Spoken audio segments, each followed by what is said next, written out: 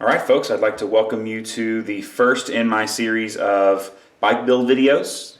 Today I will be building my Yeti SB115 T2. We're going to start off today on the wheels and everything associated with the wheels. I have my tires. This is a Maxxis Minion DHF and a Maxxis Aggressor. I'm using stand sealant because that's what came with the bike. I've got some Sram Centerline rotors and a Sram XO cassette, which uses the XD driver body, which we'll get into a little bit later. I've got my bolts to go with the rotors, and I have my tubeless valve stems. Tool-wise, you're going to need a T25 Torx wrench.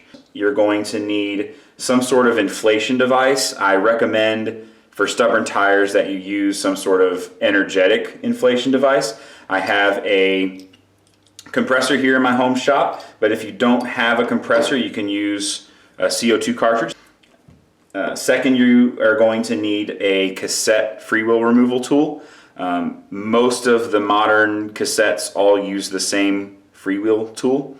This particular one has a guide for quick release, but any of them, whether they have a quick release or a through axle guide or no guide at all, will do just fine. A couple of optional tools. You may or may not need a tire lever. Either of these will do just fine. Also, for extra stubborn tires, you may need a valve core remover of some kind. Now that we have all of our tools, let's get started. Now we're here with the front wheel. Let's start off with the disc rotor. What matters is a couple of things.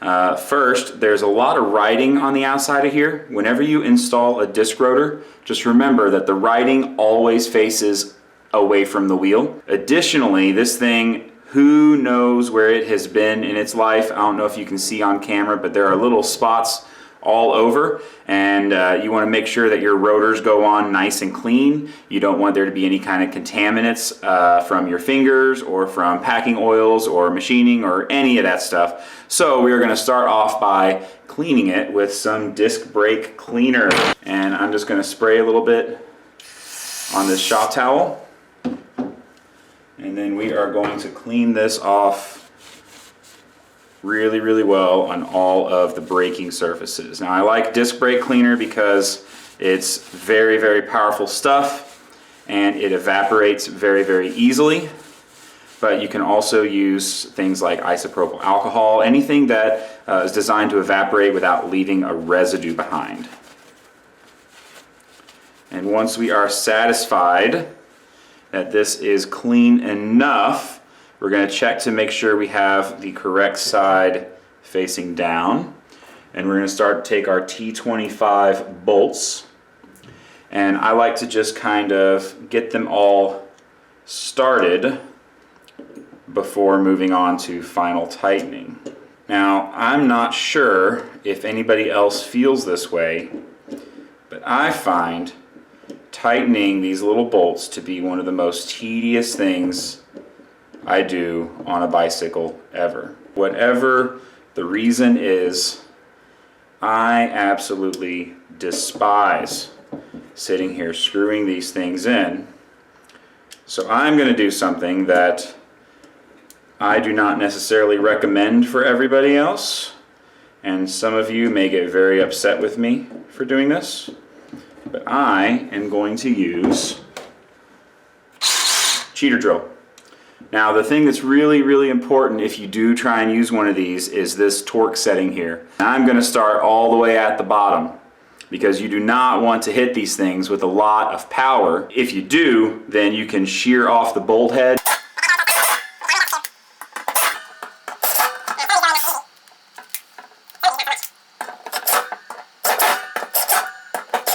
And I'm not trying to tighten any of these up all the way.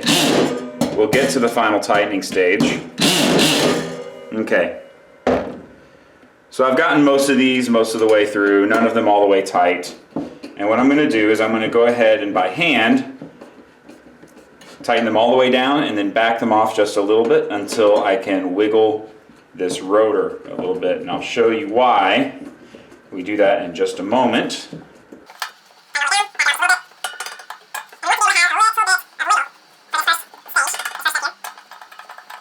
See, doesn't this seem really tedious having to screw these in? So now I've got all of them just about all the way tight, but not quite. You see I've got a little bit of wiggle. And what I'm going to do is I'm going to turn it all the way one direction. I don't want to just leave it static wherever it sits because all this extra play. I want it all the way to be one side. And then I'm going to snug this first one down and then start working in a little bit of a triangle pattern to get some even tension across all of them. Then I'll do these other three here.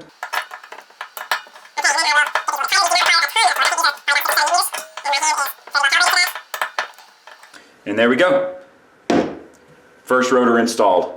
I'll go ahead and fast forward through the second one because the second one doesn't really matter. It's the same as the first.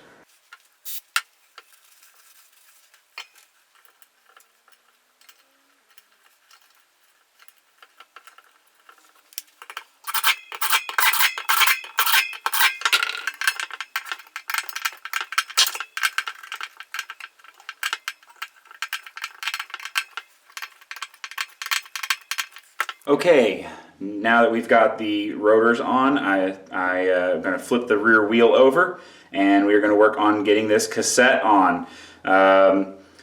You see I put a little towel down because we spent so much trouble cleaning up that disc rotor. I don't want to get it contaminated now. You want to be really careful about not contaminating that rotor. If you look closely here, this is an XD driver body. Let me see if I can find a good shot here. This is a Sram XD driver body. You can see it's got mostly blank space here with a couple of fine screw threads and then a couple of key splines down there on the bottom. Now this here is a Shimano style free hub body. You can see that it has splines going all the way to the end. This one also has one key spline that's different than all the others. This is not the type of cassette that we're going to be putting on today. I will cover that in a different video. Here is the cassette that we're putting on. This is a SRAM X01 cassette. Any cassette that SRAM makes that is GX or higher, so GX, X01 or XX1 is going to have this XD driver body type. Really the only difference from one cassette to the next is maybe the materials they use, and for the top two tiers you can see that this spider here is, this cassette here except for this larger ring, is all CNC'd out of one piece of metal, which is what makes it so expensive and it makes it so lightweight. Alright, let's put this on here. We want to push it on here and then we want to turn it until we make sure that it's locked into those key splines. I don't know if you could hear it, but I could feel it drop into those spots. It's very, very important that we don't let this thing wobble around when we're tightening it up because it can cause it to be cross-threaded. It means you get a new free hub body.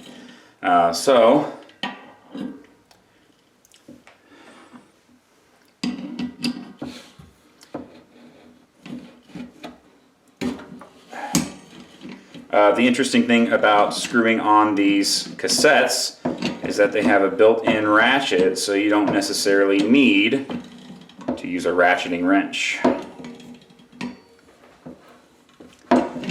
The recommended torque setting for this, I believe, is 40 Newton meters, and we are going to get right up to that.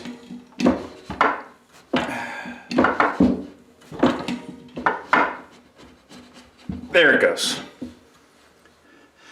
If you have a torque wrench, use it. If you don't have a torque wrench, 40 Newton meters is quite a lot, but you don't want to go so crazy that you break anything off. That's all for the cassette. After we install it, we want to make sure that we turn it side to side like this and we don't get any play, and you can see it spins just fine.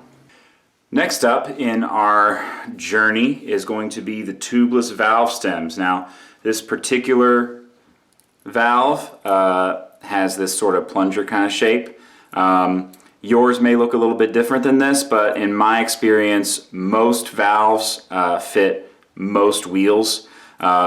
and you can use pretty much any valve on any wheel. I have had a few exceptions to that, but it's not super common. This particular one has an interesting type of wing nut instead of a normal just knurled metal nut. I think this is just to help you tighten by hand and help encourage you to tighten by hand instead of trying to tighten with a tool. You should never, ever use a wrench to try and tighten this thing on, because you can very easily break the wheel. So we are going to put this in here, and then on the other side we're just going to thread this right on. Some of these tubeless valves have some sort of fitting that you might put on against the rim, sometimes to prevent the rim from getting damaged. Sometimes it's a little rubber ring, and it really depends on the manufacturer. These, it's nice, they just came with their own valves, and you want to get this nice and tight. If you can see here, before the main bulb of this flange, there's like a straight section, and we want to make sure that we get that straight section all the way in there. Looks like that one just popped right in. This is going to be an easier installation than they usually are. And we just get this good and finger tightened. It's important that we don't over tighten this, because we can damage the seal that it makes there. And that's all for the valve. Next up, we're going to put the tires on. Alright, as you can see, we've moved down to the floor. I find that the floor is the best place to put tires on because it gets the most leverage. A couple things I want to note before we do this is, if you look at your rim bed, you can see that there's a little valley on the inside. That valley is the secret to getting tires on. Also, it's important, not for any real reason, but mostly for aesthetics, to center this valve stem on the logo of the tire. Every tire has a directional arrow. Sometimes they're very, very difficult to find. Sometimes they're not. But in this case, Maxxis, they're always on one side but not the other. It's really, really important that you check for that rotation and make sure that you orient your tire so that it matches the rotation. And what I like to do first is I like to get the entire wheel inside the tire. And the reason for that is this bead right here is fairly difficult to get over a tire coming from this direction, but it's very easy to get over a tire coming from this direction. So if you get it in the inside, then both sides get to move towards the middle instead of both sides going all the way over the same side. And the first one is always much, much easier than the second side. If you can get your tire on without the use of a lever, I always recommend it. Less possibility for damaging your rim, and it's kind of a skill that's going to help you if you're out on the trail and you don't have a tire lever. So let's move around to this side. And if you're struggling on that last little bit, then what you can do is you can get it so that it's nice and tight as far as you can get it by hand, and then take some of these other places. As you can see right here, if you can see that on the film, it's not seated in that valley all the way around. So I'm just going to push it into that little valley, and then that last bit just goes right on like it's no big deal. Now that we've got the tire all installed, the next step is to go ahead and seat the bead. Now I know what you're asking yourself, why haven't we put sealant in yet? There's a couple reasons for that. One reason is if you have a tire that is particularly difficult to get seated onto the bead and you're sitting there struggling with it, you're pumping a lot of air into it, it may spray a lot of sealant everywhere in the process. So what I like to do is I like to go ahead and seat the tire and then either take the valve core out and pump sealant in through the valve core, or I will take a part of the bead off, uninstall part of the tire and dump the sealant in that way and then reinstall it. But either way, if you get both sides of the bead seated and then let the air out and unseat one side, it's going to be much easier to seat one side back on after you install the sealant than it is to seat both sides back on. So let's see how easy this is to seat with my compressor.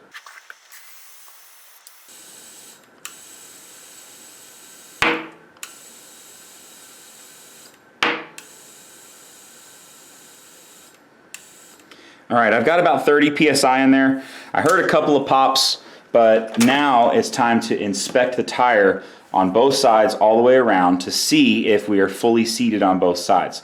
Now you can see here, there's a little seam, a little ridge.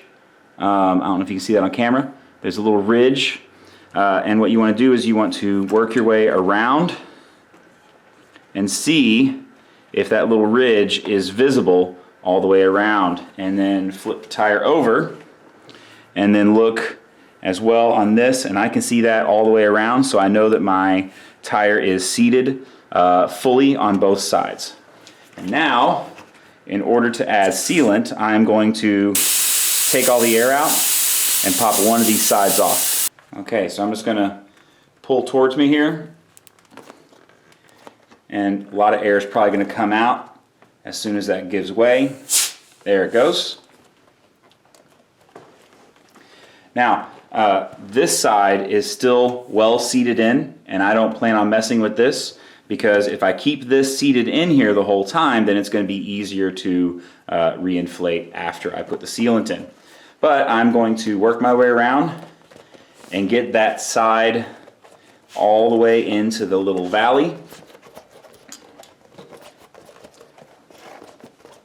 Okay, and once we're all the way there, I'm going to take this bead here, and I'm going to just pull it right over the rim. As you can see, came off just fine. Oh, but unfortunately, in the process, I lost my bead there. But that's okay. We can get through this. Let's just put some sealant in. Alright, so part of the reason I'm pouring it directly in is because this cute little bottle of Stan's, 200 milliliters, about 6 ounces, doesn't have a nozzle small enough to spray in through the valve core. Some of the little refill bottles you get, the little 2-ounce bottles, do have that. This is the way I typically do it. And you can see here, maybe you'll see, there's some little indicators here with a little transparent part showing, up to 6 ounces. You don't have to be super accurate this, so I'm going to pour about 3 ounces in, double check.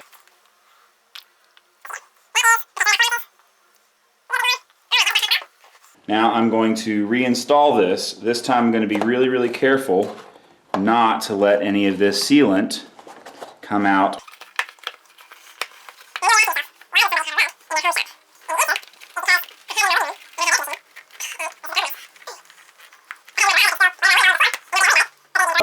Now that I've got that tire back on, let's re-inflate. Again, I'm going to about 30 psi, just like I did last time.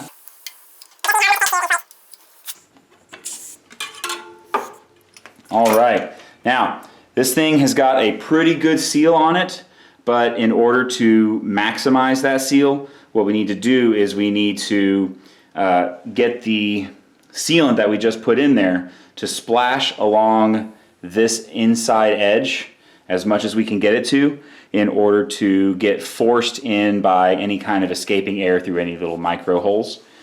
So the way we do that is by picking it up like this and just shaking like that. Turn a little bit, shake like that. And you can hear it sloshing around. And what you want is you want it to get a nice coating on the inside of that rim. Now the wheel's done. I'm going to go ahead and fast forward on through the other one because it is exactly the same.